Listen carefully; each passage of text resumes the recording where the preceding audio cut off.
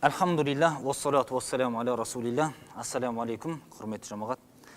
Бүгінгі тақырыбымыз риаятул ислами ли амуалил айтам дейді. Ислам діннің жетімдердің мал мүлкіне ие болуы дейді. Яғни соған жақсы қарасуы деген сөз ғой. Риая деген соған бас көз болуы дейміз ғой қазақша. Яғни алдыңғы ислам келмей тұрған дәуірді білесіздер, ол уақыттарда жетім балалар деген, әйелдер деген, бұлар ешқашан қаралмаған, қаралса да жаңадай қор болып қаралған, қолында мал мүліктері болса адамдар алып қоятын болған, ағайын туыстары болса солар алып алатын болған. Бұларға не керек? Мысалы, әкесі қайтыс болып бір бала жетім қалса, әкесінен қалған мал мүліктің барлығын туысқандар алып қоятын болған, оған еш нәрсе бермейді. Өйткені бұлардың бұлай жасауының себебі не еді? Біз қалай деген бұларға атадан қалған мұраны бұларға береміз. Бұлар не атқа мінген жоқ, не жауға шаппайды, не соғысқа қатыспайды. Бұларға не деп мал береміз біз деген? Ол бізде болады деген. Жаңаға тек қана ересек ер кісілерге берген, әйел кісілерге де еш нәрсе бермейтін болған екен. Сол уақытта осылар қатысты иншалла түсірілген аяттардан. Біз енді ең бірінші аятты, әдеттегідей аятты оқып өтейік, одан кейін иншалла тәпсіріне кіреміз. Бұл аяттар Ниса сүресінің 5-10 аяттары. 5 пен 10 аяттың арасы екен. Аузу биллахи минаш шайтанир раджим. Ва ла ту'тус суфахаа амвалакум аллати жа'ала Аллаху лакум қияма. Алла тағаланың сендерге тірек қылып берген мал мүліктерін ақмақтарға бермеңдер дейді. Суфаха деген ақмақ, ақылсыз, немесе жаңағы әлі толық кемеліне жетпеген деген мағыналарда. Ондай адамдарға бермеңдер дейді. Варзуқухум фиха ваксухум вакулу лахум қаулан маруфа. Оларды ризықтандырыңдар, киіндіріңдер және оларға жақсы сөз айтыңдар. Вабталул ятама хатта иза балагун никах.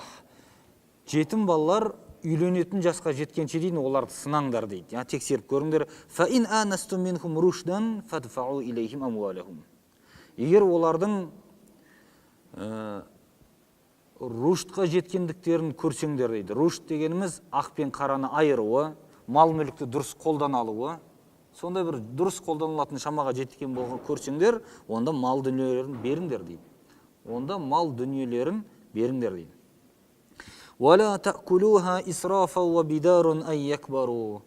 Олар өскенше дейін ысырап қылып, немесе жылдам пайдалану арқылы олардың мал дүниелерін жеп қоймаңдар дейді. وَمَنْ كَانَ غَنِيًّا فَلْيَسْتَعْفِفْ. Кімде-кім бай болатын болса, кеспесін дейді, бас тартсын одан.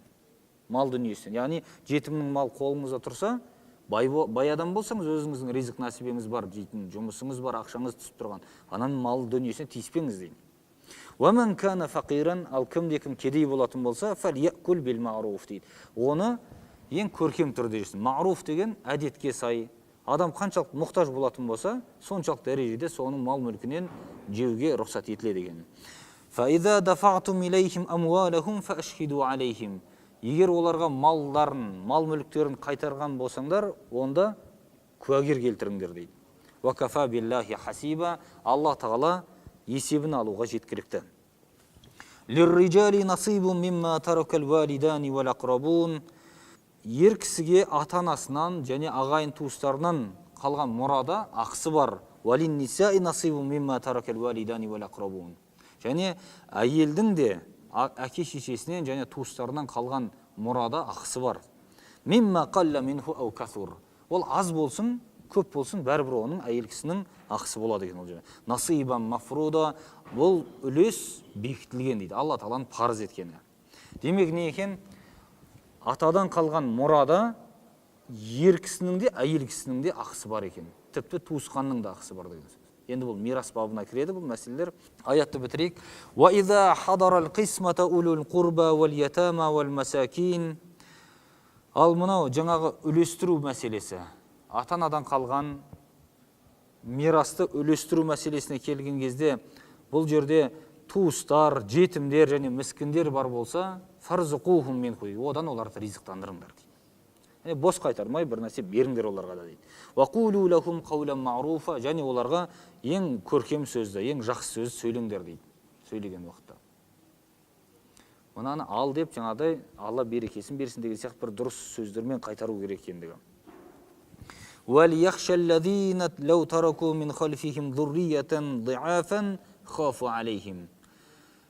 Кімде-кім артынан әлсіз бала шағалар тастап кетіп бара жатса қалай қорқады, тура солай қорқсын дейді. Яғни жетімдер мәселесінде. Сіздің қолыңызда жетім балалар бар ма? Өзіңіздің балаларыңыз, сіз қазір өліп қалсаңыз, ана балалар не болады деп қорқасыз ғой? Тура сондай дәрежеде. Немесе соған қалай болар екен, бұның жағдайы, пәленшеге тастап кетсем ол қалай бағар екен деп адам өзі қорқады ғой бәрібір кетер кезде. Ондай кішігірім балалар қалып бара жатса артында. Тура сол балаларын қалай қорқатын болсаң, тура сондай дәрежеде сақтанып, жетімдер қарас дейді.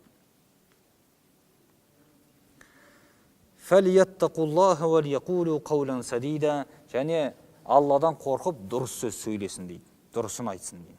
إِنَّ الَّذِينَ يَأْكُلُونَ أَمْوَالَ الْيَتَامَى ظُلْمًا إِنَّمَا يَأْكُلُونَ فِي بُطُونِهِمْ نَارًا وَسَيَصْلَوْنَ سَعِيرًا. Расында жетімдердің мал мүліктерін зұлымдықпен жегендер өздерінің іштеріне от жеп жатыр дейді. Және тозаққа кіреді дейді бұлар. Мінекей аятты көреміз. Басын мал мүліктеріңді Алла тағаланың сендерге тірек қылып берген мал мүлкін ақмақтарға бермеңдер деп бастады да, соңын жетімнің малын жемеу керек екендігі.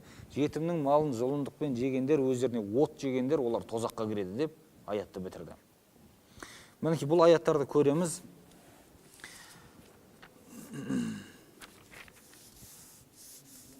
Жалпылама алғанда бұл жердегі мағынасы жаңағы мал мүлікті дұрыс қолдана алмайтын адамға бермеу керек екендігі. Ол қазір келеміз ол мәселеде. Екіншісі, жетім бала қолыңызда бар болатын болса, яғни әкесі қайтыс болды, сіздің қолыңызда қалды. Ол туысыңыз болуы мүмкін, бауырыңыздың баласы болуы мүмкін, болмаса бөтен біреу болуы мүмкін, сіздің қарамағыңызда болған. Ал енді бұл жерде бұл үкіметті де қамтиды негізі. Ол мемлекеттің атқаратын ісі ғой негізінде бұлайынша. Бірақ жеке адамдардың қолында да болады ғой, сол кезде неген дұрыс қарасу керек. Одан қалған әкесінен, ағайын туысынан бұған өскен кезінде бер деп қолыңызға мал мүлік ақша қалдырып кеткен болса, оны сіз өзіңіздің айлығыңыз бар, жұмысыңыз бар адам болсаңыз, анаған тиіспеңіз дейді. Егер шынымен сізде мұқтаж болып бара жатқан болсаңыз, онда содан жаңағы мұқтаждығыңыз көлемінде жеуіңізге рұқсат береді. Және оны бала шағаны бағып жатқан үкімінде. Және ер кісілерге де, әйел кісілердің де жаңағы ата-анадан және туыстардан қалған мұрасында ақысы бар екендігін айта кеткендігін көреміз. Бұл аяттың түсуіне себеп мынандай бір оқиға болады. Екі түрлі себеп айтқан. Біріншісі, жахилиет дәуірінде әйелдерге ешқандай мирас берілмейтін еді дейді. Сөйтіп, және кішкентай балаларға да берілмейтін. Бұл мирасты, атадан қалған мұраны тек қана үлкендер ғана алатын еді дейді. Мысалға, бір кісі қайтыс болса, оның артында балалар, жас балалар болатын болса, оларға бермейді, соның інісі ма, туысы ма, көкесі ма біреу келеді, ер кісілердің бірі сол алатын болған барлығын. Соны солай алатындықтары үшін лирриджали насибун мимма таракал валидани вал aqrabun дейді. Ер кісілерге де, және жаңағы әйел кісілерге де ата-анасынан және туысқандарынан қалған мұрада ақысы бар деп аяттың келуіне солай себеп болды дейді. Екіншісі, Ибн Аббас радиаллаху анхудың риуаят еткені, сол жахилиет дәуірінде қыздарға, кішкентайларға ешқайсысына, тіпті балиғат жасына толмаған ешқайсысына мұнда мирас берілмей жүрген еді дейді. Бір күні ансарлардан Аус ибн Сабит деген бір кісі қайтыс болды дейді. Оның артында бой жетіп қалған екі қызы мен кішкентай ұл баласы бар екен. Сонысы артында қалады. Бұл кісі қайтыс болып кетеді. Сонда көкесінің екі баласы келді да дейді, барлығын үйінде не мирас бар, барлығын алып кетті дейді. Сонда алып жатқан кезде анасы айтады, ей, бұларын қалай дейді жаңа.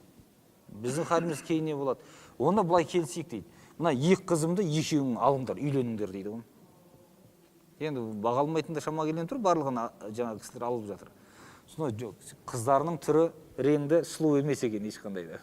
Сонда ана кісілер жоқ дейді, біз алмаймыз дейді, елемейміз дейді. Сонда пайғамбарымыз саллаллаху алейхи вассаламға жаңа әйел кісі барады. Жағдайды айтады, мынандай жағдай болып жатыр деп. Осыған байланысты не дейсіз, қалай үкім шығарылады деген кезінде Алла тағала осы аятты түсірді дейді. Ер кісілердің де, жаңағы әйел кісілердің де ақысы бар екендігі, және бұл аяттан кейінгі келетіндері юсикумуллаху фи ауладикум лиззакари мислу хаззил унсайейн деп аят жалғасады. Алла тағала сендерде жаңағы ұл балаларға да және қыз балаларында ақысы бар екен, ұл балалар 2 бөлігін алады, қыз балалар 1 бөлігін алады деп. 3-ке бөлінсе атадан қалған мұра, 2 бөлігі ұлдікі, 1 бөлігі қыздікі деп аят ары қарай келеді. Егер бала шаға жоқ болса, ата-анасы ие болады бұған деп Алла тағала кеңінен келтірген аяты бар. Сол аят сол кездерде түсті деп айтады. Осы оқиғаға байланысты Алла тағала аятын түсіріп, осыны бекітті дейді. Сонда пайғамбарымыз саллаллаху алейхи вассалам жаңа 2 көкесінің балаларын шақырады, келіңдер дейді. Келеді. Келген уақытында міне Алла тағала мынандай аяттары түсті. Сендер еш нәрседе ала алмайсыңдар бұл жерден дейді. Барлығын қайтарып беріңдер дейді балаларына. Өйткені артында бала бар, қыз бар, әйелі бар, соларға беріледі деп жаңа бұл үкімді осылай бекітіп бергенден көреміз. Жалпы бұл мирас тақырыбына кіреді. Фараид дейді, немесе мирас деп айтады. Бұл тақырып кеңінен кетеді, өзі есептейді. Бір кісі қайтыс болған болса, артында не қалды, ол кімге қанша бөлінеді деген мәселені шешеді. Әрбір нәрсеге бар. Ол кішкентай балаға дейін үкім бекітіліп тастаған. Сонда ұл баланың қанша алатыны, қыз бала, одан кейін ата-анаға қанша беріледі, әкеге қанша, анаға қанша берілетіндігі, көкесі, басқалар бар болса, оларға қанша бөлінеді, оның барлығын қарастырған. Енді ғасбан деген нәрсе бар. Бұл ғасб етіп алу немесе ғалибан дейді бұны. Үстен басымдылықпен, ауыр басымдылықпен алатын көбінесе ұл бала. Қызға 1 бөлігі берілсе, ұл бала 2 бөлігін алады да, мәселен негізінде солай шешіледі көбінесе. Өйткені артында ұл бала бар болса, соған қарай негізгі бөлініп кететіндігі. Ал енді басқаларға тек қана жаңағыдай ризықтанатындай бір нәрсе беріп, әңгімен жауып жібере салады. Негізі артында ұл мен қыз тұрғандығы үшін мәселе осылай шешілгендігін көреміз. Бұл енді ислам тақырыбында, шариғатымызда өте үлкен тақырыптардан баршасын есептегендігі. Осы аяттың келу арқылы ұл балаңды, қыз балаңды әкеден қалған мұрада ақысы бар екенін білеміз. Біздің қазақтың түсінігінде үйдегі ең кенже бала кім, соған бере салады, болды ғой, мәселе осылай шешілген. Ол бірақ не үшін бұлай болды? Біз көшпелі халық болдық, басқа болдық, әйтеуір мал болды, сол малды кімнің қолында ата-ана отыр, кішкентай ең кенже баланың қолында отырған болса, сол балаға берген, өздері де соның қолында болған, солай шешіліп келген. Ол талассыз болған. Ал енді бірақ шариғат ондай кенже балаға бере салу дегенге келіспейді. Шариғаттың үкімі барлық балаға да, қызға да баршасына бөлінеді. Үкім осылай. Өйткені қанша еншісін алып кеткен болса да, бұл бала ата-анасына қараспай кеткен бала болса да, әкесінің мұрасында бұның ақысы бар, оның баласы болғандығы үшін. Маған балам қараспады деп барлығын жаңағы жетімдер үйіне бір нәрсеге аударып жібере алмайды. Қан байлап тұрғандығы үшін ақысы бар деген сөз екен. Соның үшін көреміз. Бірақ мына нәрсені білейік, адам бас тарта алады. Өзінің ақысынан кезген адам бас тарта алады ғой. Мысалға, ағайындар жиналып, жақсыны кенже ала берсін барлығын десе, мәселе шешілді. Солай шешіп отырған. Түсінікті солай орнатқан ғой бұрын. Енді мынаны білейік. Шариғаттың өзінің қойған үкімдері ешқашан өзгеріп кетпейді. Бұл осылай жүріп отыратын дема. Қыз баласына бізде де беріліп келмеген осы нәрсе. Берілмеген. Бірақ шариғат қыз баласын міндетті түрде алады деді, ақысы бар. Қыз баласының 3 нәрседе нақты ақысы болады. Біріншісі, атадан қалған мираста. Осы мұрада ақысы бар. Екіншісі, тұрмысқа шыққан уақытта махр алуы. Қалың мал дейміз ғой, махр деп жүрміз. Бұл махр қыздың ақысы, оған беріледі, ол ала алады. Екінші ақысы осы. Үшіншісі, өзі адал жолмен жұмыс істеп жатқан болса, тапқан табысын өзіне қолдана алады. Бірақ осы жерде жақшаның ішінде айта кететін нәрсеміз бар. Күйеуіне деген қызметі ақсамау керек оның. Сондай шартпен. Бізде қазір әйелдерімізде көшеге жұмыс істеп кетті ғой, үйіне не күйеуіне тамақ істелмейді, не басқа болмайды, жұмыс істеп ақша тауып, өзімен өзі бір жаңағы мемлекет болып кетіп жатыр. Ондай емес. Күйеуіне қызметі біріншісі. Бірақ сол аралықта ол арасында жұмыс істеп, басқа қылып, түрлі жолдармен ақша тауып жатқан болса, өзіне пайдалануына рұқсат береді. Бұған дәлел Пайғамбарымыз саллаллаху алейхи вассаламның қызы Фатима үйінде диірмені болған екен, сол диірменін жаңағы тартып, талқан жасап, сонымен сатқан екен, соның ақшасын Али ешқашан тиіспеген, өзіне қолданғанда. Сол жерден дәлел келтірген міне. Әйел кісі үйден жаңа жұмыс істеп өзі тауып жатса, немесе мата алып сатып жатады, бір нәрсе тігіп сатып жатады, үйден тігіншілікпен айналысып, ондайда өзінің ақысын өзіне қолдансын деген. Ер кісі оған қол сұғуына болмайды деген. Міне демек осы үкімдерді бергендігін көреміз. Нақты шариғи үкімдерге келейік. Жаңағы ақмақтарға мал дүниелеріңді, сендердің тіректерің болған мал дүниелеріңді ақмақтарға бермеңдер деген аят қолданды. Осы жерде суфаха деген сөз келіп отыр. Ақылсыздар, ақмақтар деген мағынаға келеді. Бұлар кімдерді айтып жатыр деген. Сонда ғұламалар түрлі пікір айтқан. Бұл жердегі мақсат жас балалар, әлі кәмелетке жетпеген бала шаға деген. Соларға Алла тағала мал мүлікті бермеңдер деген үкім қолданып отыр. Өйткені мал мүліктің, дүниенің адамның өмірінде не екен? Тірегі болатындығын айтып жатыр. Адамның керекті негізгі маңызды нәрселерінен екен. Тапқан табысыңызды бала шаға беріп қойып, далаға шашылып кетпесін деген сөз. Бұл Зухриден және Ибн Зайдтен риуаят етілген бұл пікір. Екінші бір пікір бар, бұлар ысырапқор әйелдер дейді бұлар. Соларға бермеңдер деген сөз дейді. Ысырапқор әйелді ақмақтар деп айтты Алла тағала дейді. Сөйтті де, бұлар сіздің әйеліңіз болсын, немесе аналар болсын, қыз болсын, әлі тұрмысқа шықпаған, ысырапқор ма, қалай жұмсайтын білмейтін, ысырапқа жұмсап жіберетін әйел кісілер ме, ақша бермеңдер қолына дейді. Мәселені осылай шешкен. Бұл Мужахидтен және Дахақтан риуаят етіледі бұл пікір. Ал үшінші ғұламалардың пікірі, бұл жердегі айтылған мал мүлікке ие бола алмайтын, сауда саттық жасай алмайтын, өзінің бас пайдасын біле қоймайтын бала шаға болсын, әйел болсын, қартайған қариялар болсын, болмаса жетім балалар болсын, барлығын қамтып кетеді деген. Алла тағала бұл жерде белгілі бір адамды көздеп айтқан жоқ деген. Жалпылама ақымақ адамдарға тіректерің болған дүниелерін бермеңдер деп айтты. Болды, мәселе осылай шешілді. Демек не екен? Ақшаны дұрыс қолдана алмайтын, бас пайдасын біле алмайтын адамға қолына ақша берме деп Алла тағала тыйым салғандан көреміз. Осы жерден де міне негізі көрініп тұр, қартайған кісіні де кіргізген. Керек болса, бұл адам жаңағы қазір мына пайдалы екен, жоқ екен деп шеше алмайтын болса, қай жаста болмасын, оған берілмейтіндігі. Бұл енді көбінесе бұл жерде бұл мәселені мемлекет шешіп отырған. Немесе ағайын туыстары, бір кісі қайтыс болып, артынан мирас қалған болса, соншалық көп мал мүлік қалған болса, соны керегін ғана қолданып отыр. Мүлдем бермей қоймайды, керегін жаңа. Оған не керекті болып тұр? Киім-кешек алып береді, тамақ жейтін тамағын алып береді, солай үнемдеп пайдаланып отырған. Бұл жанашыр ретінде не ағайындары, немесе мемлекет осы істі атқарып отырғандан көреміз. Екінші мәселе, бұндай пайдасы мен зиянын, ағы мен қарасын ажырата алмайтын мұндай адамдарға тыйым салына ма дейді. Еш нәрсе бермей қойып қолына. Жаңа керекті ғана дүниесін ғана берілетін деген нәрсе. Сол дұрыс деген, бұл дұрыс дейді. Бұл мынандай жолдармен болады дейді. Біріншісі кішкентайлыққа байланысты. Жас болғандығы үшін оған мал дүниесі берілмей ұсталып тұрады дейді қолда. Өйткені жас баланың қолына берсеңіз, мысалға бір кісі қайтыс болып, артында баласы қалды. Ол баласы сізге тапсырып кетті аманат. Мал дүниесі бар сіздің қолыңызда. Оны жас бала маған бер деп айт дегенде бере салсаңыз, не болады сонда ол? Ертең шашатта болып тастай жоқ болады, тас болады бәрі. Соның үшін не екен? Ондайда балаға тек керегін ғана беріп, қалғанын ұстап отыру, үнемдеп. Бұл бірінші мәселе. Екіншісі, әл-хаджру лил-джунун дейді. Бұл жынданған адамдар. Бір адам жын ауруымен ауырып қалған болса, немесе кішкене несі ақылының ауытқығандығы байқалып тұрған болса, ондай адамға да берілмейді, тек киіндіріп, тамақтандырылып отырады, басқасы қолда ұсталып отыратындығы. Тағы бір жағдайы бар дейді, бұл ақымақтығынан. Ақыл есі бәрі дұрыс, бірақ ақымақ адам пайдасын, зиянын біле алмайды, барады, біреу бір нәрсе айтса, мақта жіберсе, дүниесін шашып жіберетін адамдар көп қой ондай. Сондай болатын болса да оған берілмейді деген ұстап тұрады. Төртіншісі ысырапқор адам деп айтқан. Ысырап жолдарда жұмсайтын, немесе жаңағы арақ ішуге, бір нәрсеге, арам нәрселерге түк пайдасы жоқ нәрсе қолданып жіберетін көріп тұрсаңыз, ондайда да берілмейді, қолда ұстап отырады деген.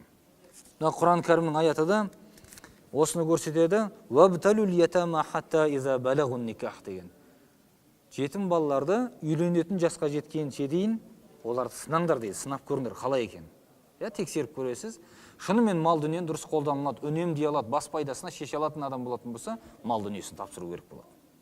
Шеше алмайтынын көрдіңіз ба, онда бермейсіз, ұстап отырасыз қолда. Тек қана жаңа керегіне қолданып, толық есі кіргенше дейді. Бұның екі шарты бар болып тұр қазір. Біріншісі әл-булуғ, екіншісі әр-рушд деп айтқан. Булуғ дегеніміз балиғат жасына жету. Кәмілет жасына адам жетуі мүмкін. Бірақ мәселені шеше алмауы мүмкін әлде. Бас пайдасын шеше алмайды. Сауда жасай алмайды ол. Мен сауда жасаймын деп келіп тұр алдыңыз, ақшамды бер деді. Бірақ оны жасай алмайтынын сіз көріп тұрсыз. Қалай тапсырасыз оған? Екіншісі әр-рушд деген, рушд дегені сол жаңағы ат-тасарруфу фил-мал деген мал мүлікті қалай жұмсау керек екендігін білетін. Сондай шамаға жету керек дейді. Имам Шафиғи айтқан екен, бұған үшінші шартты қосамыз, діндар болу керек адам деген. Құдайынан қорқатын діндар адам болу керек деп имам Шафидің қойған шарты екен, бұл үшіншісі. Ал бірақ Абу Ханифа жоқ деген, діндар болу шарт емес деген. Ақыл есі толық болса, және бас пайдасын біле алатын болса, болды деген. Мәселе шешілді, қолына дүние мүлік тапсырылады деген. Енді ғалымдардың бұл талас тартысқа баруының себебі неде? Рушд деген сөз бар. Ол ақыл есінің толуы деп айтқан, балиғат жасына жетуі деп айтқан бұны. Я болмаса бұны жаңағы мал мүлікті қалай қолданатынын білуі, діндар болуы деген түрлі мағыналарды беріп жатқандығы үшін бұл не болып отыр? Таластар осыдан шығып отыр ғалымдардың арасында. Біреулер шарт қойып жатыр, екіншісі шарт қоймайды. Бірақ бұған негізгі мағына ретінде Ибн Аббас радиаллаху анхудың риуаяты бойынша ас-салаху фил амуали деп айтады. Мал мүлкін дұрыс пайдаланылуы дейді. Мал мүлкін дұрыс пайдаланатын адам болатын болса, болды, мәселе бітті деген. Басқа шарттың қойылмайтындығы. Үшінші үкім, үлкен кісілерге осына тыйым жасалама дейді. Яғни мал мүлкін алып қойып, қолда ұстап отырып, жас үлкен болса. Ал жас балаларға ол белгілі дейді. Абу Ханифа рахимахулла былай деп айтады. Бала ертерек ақыл есі толығып, өзінің бас пайдасын барын шеше алатын болса, сауда жасап күнін көріп кетейін деп тұрған болса өзі, шыны берілу керек болып тұрған болса беріледі деген. Ал ондай халге жетпеген болса, 25 жасына дейін күтеміз деген. 25 жасына толған балаға толықтай мал дүниесі тапсырылады деген. Ол ағы мен қарасын ажыратсын, ажыратпасын бізге маңызды емес деген. 25-ке толған уақытында толығымен мал мүлкі аманаттың барлығы қолына қайта тапсырылады деген. Егер ол ысырапқа жұмсап жіберетін болса да, ол өзінің кінәсі өзінің мойнында болады, сізге ешқандай күнәсі де жоқ, басқасы да жоқ, оны тапсырылуы керек деген ол. Мәселені осылай шешкен екен. Ал көпшілік ғұламалар үлкен де болса, бас пайдасын білмейтін болса, онда оған бермейміз деп айтқан. Көп ақымақ адамдар көп болады. Қазіргі уақыттың өзінде біз қарап отырсаңыз, кейбір адамдарды көресіз, мақтап жіберсе, қолындағысын шашып жіберетін адамдар бар. Бір жақсы бір мақтап жіберсе, кешке дейін біреудің үйінде жұмыс істеп жүретін адамдар бар. Өз бас пайдасын, өзінің үйінде жұмыс тұр, біреудің жұмысын істеп жүреді, мақтап сөз айтты деген. Сондай адамдар да бар. Ондай екен көріп тұрсаңыз, қайтып қолына мал бересіз деген. Бірақ Абу Ханифа береміз деген, маңызды емес деген. Бұл 25-ке келді. Одан кейін оны ұстау, ол ұят тірлік деген. Имам Абу Юсуф пен имам Мұхаммедтің де пікірі осы, жаңағы 25-ке келгеннен кейін ол берілсін деген. Жоқ, Абу Юсуф пен имам Мұхаммедтің пікірі бойынша Абу Ханифаның пікіріне теріс екен. 25 жасқа толса да берілмейді деген. Егер жаңағыдай ақмақтығы бар болатын болса, берілмейді, оны тоқтатып ұстап тұрамыз деген. Одан кейінгісі өсиет етілген, тапсырылған, аманат етілген адам бар. Бұл адам жетімнің мал дүниесін жей алады ма деген мәселеге келген. Бұл жерде Құран кәрімдегі жаңағы өткен, кімде-кім бай болатын болса, одан тартынсын, тиіспесін малға деген жетімнің малына. Ал егер кедей болатын болса, оны белгілі бір көлемде мұқтаждық шамасында жесін дегені аят бар еді ғой. Сол аятқа сүйене отырып, әркім әртүрлі пәтуаны бергендігі бар ғұламалардың. Бұл ғұламалардан Хамбали мазхабы бойынша пайдаланады дейді. Ешқандай да оның кепілдік, анау мынау бір нәрсе сұралмайды деген. Егер адам кедей болатын болса, өзі де мұқтаж болып тұрған болса, сол баланы бағып жатқан есебінде содан белгілі бір мөлшерде ұқыптап, үнемдеп жей алады, бұл адал деген оған. Жетімнің малын бұлайынша жесе, бұл жаңағы зұлымдық жасаған болып есептелмейді деген. Және мына нәрсені келтіреді. Ғұламаларымыз егер бір кісінің қолында жетім балалар бар. Солардың мал мүлкінен бұл адам жеп жүрді, пайдаланып. Кейін бұл адам байыса дейді өзі, байып кетсе. Жаңа ақшасын орнына қояды ма, қоймайды ма деген мәселеде. Сонда жаңағы көпшілік ғұламалардың пікірі бар бұл жерде, жоқ, орнына қоюдың қажеті жоқ деген. Өйткені ол кезінде қолданылды, мұқтаж кезінде, кейін керек емес деген. Ал бірақ ғұламаларымыздың қаншамасы орнына қою керек деген ғұламаларымыз да бар. Бұлардың баршасы Хазірет Омардың сөзін дәлел келтірген екен. Хазірет Омар халифа болып тұрған уақытында қазынадан енді айлық ретінде отбасының тамағын баршасын алып отырған ғой. Қазір тілмен айтқанда бюджеттен алып отырған ғой. Сонда халықтың алдына шығып айтқан: мен мұқтаж болғандығым үшін қазір мына мұсылмандардың мал мүлкі болған қазынадан алып жатырмын деген. Ішіп жейтінімізді, үйдегі тамағымызды, киімге керекті нәрсені. Бірақ ертең байып кететін болсам, соның барлығын орнын қайтадан толтырып қоямын деп айтқан. Ал енді не болмасам, онда байып кетпесем, онда бұл нәрсе сендерге басшылық жасап, сендердің қызметтеріңде болып жатқандығым үшін осы нәрсе маған айлық ретінде берілген болып есептеледі деп айтқан сөзі бар. Сол сөздеріне сүйене отырып, ғұламалардың кейбірі орын толтырады қайтадан деген. Өйткені енді мұқтаж халі келген жоқ қой, өзі де байыды, бұны алған дүниесін қайтадан орнына қойсын деген. Бірақ Жассастың риуаяты бар. Жассас Абу Ханифаның және Ханафи мазхабының ғұламаларының пікірі деп айтады. Ханафи ғұламалары жетімнің малын мүлдем жеуге болмайды деп айтты дейді. Болмайды деп мүлдем тырысып қарсы шыққан Ханафи мазхабы. Неге? Өйткені қаншама аят бар. Ва атул ятама амвалахум дейді. Жетімдерге мал мүліктерін беріңдер деген. Жетімдердің малын жегендер от жеген адамдар деп айтқандығы бар дейді. Жетімдерге әділетті болыңдар. Жетімнің малы мен өз малдарыңды араластырып жібермеңдер деген қаншама аяттар тұр дейді. Ал мына жерде жесін деген аят, бұл муташабих деген арғада бергіде келетін аят болғандықтан біз оны алмаймыз. Мына негізгі аятты аламыз да, ешқандай жетімнің малынан қарап отырған адам, қарамағына алып отырған кісі жей алмайды деген. Тіпті кейін орнына қоямын деп, оның малынан қарызға да ала алмайды деп айтқан. Адал емес деген. Ханафилер қатты қарсы болған екен бұндайға. Жетімнің малына түртуге болмайды деп. Қатты қарсы шыққандығын көреміз. Бірақ мына имам Сабуни кітапты жазған ғұлама кісі айтады, баршасын алып келе, көпшілік ғұламалардың пәтуасын мен дұрыс көрдім деп айтқан. Яғни мұқтаж болып тұрған болса, жеуіне рұқсат бар деген пәтуаны дұрыс деп қабылдаған екен.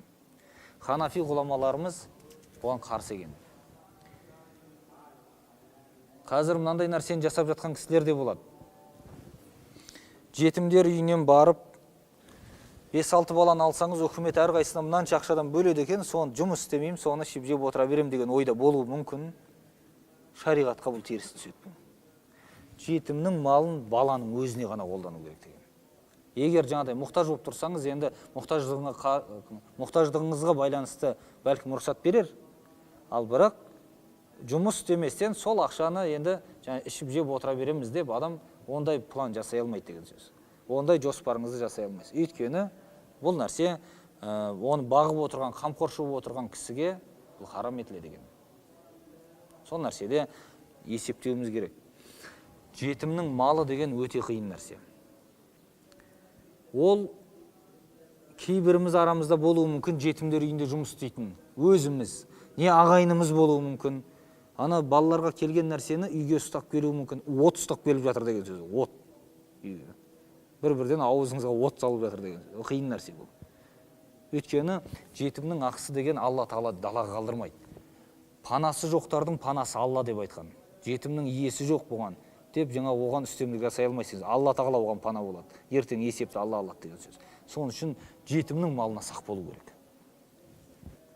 Мінекей, аяттан нені көрсетіп жатыр екен, не нәрсені нұсқап жатыр екен? Ең біріншісі, жетім баланы сынап көру керек екендігі. Олар егер ақыл есі дұрыс болып, мал мүлкін дұрыс қолданатын шамаға жеткен болса, оған беру керек, айтпесе оны тоқтатып ұстап тұру керек екендігі. Ал енді бір кісінің мал мүлкін бермей қолыңызды ұстап отырсаңыз, бірақ оның өзінің тамақтандырылуы неден болады екен? Өзінің мал дүниесінен болады. Мысалы, сіздің қолыңызда мал мүлкі бар жетім баланың өзі де бар. оған сіз қолданған кезде баршасын бермесеңіз де сол нәрсесін өзіне қолданып отырасыз. Емін еркін дұрыс киімін кигізіп, дұрыс тамағын алып беріп, оны өзіне қолдана беруге болады екен. Жаңағы иесіне арнайы. Әрбір жетім баланы малын тапсырмастан бұрын, мал мүлкін оған берместен бұрын тексеріңдер деген шарт тұр дейді. Оны анық-қанығына көз жеткізбей ұстата салуға болмайды дейді. Тіпті ол түгіл жетім бала не былай тұрсын, сізге біреу аманат берсе, пәлен үйге апарып берші десе, маңызды нәрсе болған соң барсаңыз үйінен бір кішкентай бала шықса да бере салмайсыз ғой. Үйінде бір үлкен адам бар ма, кішкене маған беріп еді, мынаны дұрыс адамға тапсырайын дейсіз ғой. Өйткені балаға берсеңіз бала көшеде тастап кетуі де мүмкін ғой. Соның үшін неген бір заттың өзін адам қиналады бұл нәрседен. Енді одан кейінгі мәселе, мал мүліктерін балаларға берген кездерінде куәгер келтіріңдер дейді. Қазіргі уақытта куәгерлік деген не нәрсе екен? Нотариус қой. Нотариус бекіту, сол куәгерлік қазіргі уақытта. Бұрынғылар сөзінде тұратын адамдар еді. Көрдім, берді, тапсырды деп, әділ куәгерлік.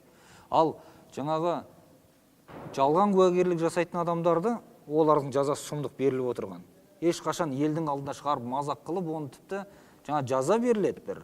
Оған не штраф салама өзі біледі адамдар сол жерде. Дүре соқтырама, сосын елдің алдына шығаратын болған, мына өтірікшіге қара бетке мынаған сенбеңдер деп, елдің алдына шығаратын болған мұндайлар. Ешкім амандаспайтын да болған, мына өтірікші деп елдің алдына. Соның үшін не екен? Саудада жасаспайды, соншалық дәрежеге әдейі жалған куәгерлік жасайтындар да осылай жасап отырған. Ал енді қазіргі уақытта қағаз бетіне түсірілді, нотариустың бекітілуі сол жаңағы куәгерлік болып есептеледі. Соны дәлел ретінде көрсетеді, міне деп бекітуі. Және ислам дініміз атадан қалған мұрада әйел кісінің де, ер кісінің де және туыстың да ақысы бар екендігін көрсетіп бекітіп берді дейді. Одан кейінгісі, жетім балаға қалай қарау керек екендігін, өзіңіздің балаңызды жетім біреудің қолында қалып кетсе жетім болып, қалай қаралған қалайтын болсаңыз, тура сондай дәрежеде қарау керек, және жетімнің малынан сақтану керек екендігін әмір етті дейді. Және одан кейін ең соңғысы, жетімнің малына қол сұғу, бұл ең үлкен күнәлардан нәтижесі бар, тозақ, нәтижесі орны тозақ болатын істерден екен. Үлкен күнәлардан деп бекітілді деп кітабымызда бекітіпті. Мінекей бүгінгі тақырыбымыз осы еді. Субханакаллахумма бихамдик, ашхаду ан ла илаха илля анта, астағфирука ва атубу илейк.